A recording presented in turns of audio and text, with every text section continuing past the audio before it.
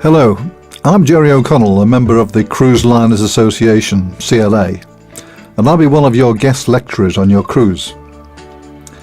Formerly, I was a policeman for over 35 years, working in various roles and ranks in 3 major UK police forces.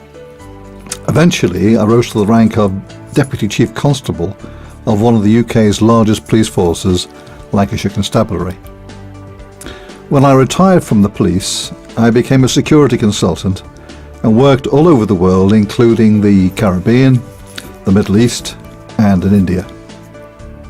Along the way on my life's journey, I was awarded an honours degree in modern history and politics from Liverpool University, a master's degree in business management from the Manchester Business School, and a master's degree in criminology from the world-famous Cambridge University. My series of lectures, therefore, covers a wide range of topics of historical interest and from which I will bring my own personal insights. For example, some of the topics relate to my responsibility for safeguarding members of the royal family from time to time, including Her Majesty the Queen. Indeed, it was the highlight of my career when I was awarded the Queen's Police Medal by Her Majesty personally in 1997. The first lecture in my series is the attempt to murder Margaret Thatcher and her cabinet at the Grand Hotel in Brighton in 1984.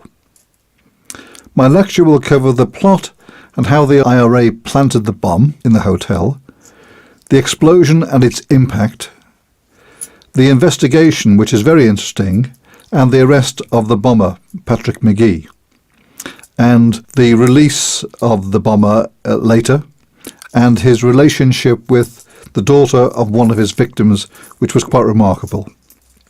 Along the way in this lecture, I'll give you one or two personal insights into the behaviour and the bravery of Margaret Thatcher in the aftermath of the bomb.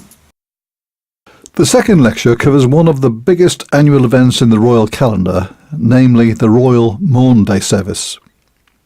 This service commemorates the washing of the feet by Jesus at the Last Supper and is attended by the Queen each year in Holy Week, where she distributes what is called Maunday money. My lecture covers the history of the event, its pageantry and traditions, the Queen's personal role in distributing alms, and the security implications in the planning of the event in the aftermath of the Brighton bombing. Along the way in this lecture, once again I'll give you one or two personal insights into the Queen's personal planning and the way she interacts with the people at the ceremony. The third lecture covers the life and violent death of John Lennon and can be in 2 parts. Part 1 reflects the early days of John Lennon and the Beatles in Liverpool and how they used some of the commonplace Liverpool landmarks and street names from their childhood in the lyrics of their most famous songs, such as the well-known Strawberry Fields Forever and Eleanor Rigby.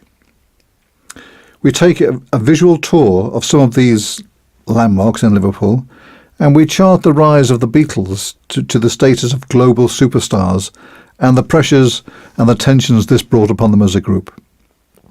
In part 2 of the lecture, we reflect upon John Lennon's development into a global anti-war hero and his controversial behaviour and his offbeat humour. For example, on one occasion he claimed that the Beatles were now bigger than Jesus, and this led in turn to his murder in New York by a deranged man who was upset by those remarks.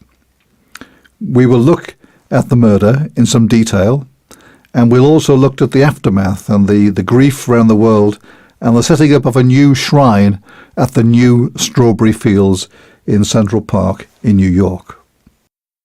In our next lecture, we look at the rise and spread of Jamaican crime gangs throughout the world since the 1970s. We study how the reggae music, the politics of Jamaica, the Cold War, and the spaghetti western movies all combined with poverty to make Jamaica the murder capital of the world. We see that the violent repression of the gangs by the police led to their export from Jamaica to the major cities of North America and Europe, where today their gun culture and violence control the drug markets of the Western world. Our next lecture studies the rise of Al-Qaeda terrorism as practiced in India by Pakistani-trained militants. The lecture looks at the attack upon Mumbai in 2007 and how the terrorists mounted multiple attacks on hotels under the direction and control of terrorist godfathers in Pakistan. We listen to some of the tapes of the telephone links between the terrorists and their controllers who used the media to direct the attacks. We also look at the men behind the attacks and their links to Osama bin Laden. Our final lecture explores the scientific revolution in policing the Middle Eastern state of the United Arab Emirates. How the oil money is being invested in public services, including the police, and how the police are using some of the most advanced technology in the world to protect their society from criminals and terrorists. In short, we study the emergence of a new super FBI in the Middle East. Well, ladies and gentlemen, that concludes my list of topics. I look forward to seeing you during the cruise, and I hope to meet you and maybe have a drink and say hello. Goodbye for now.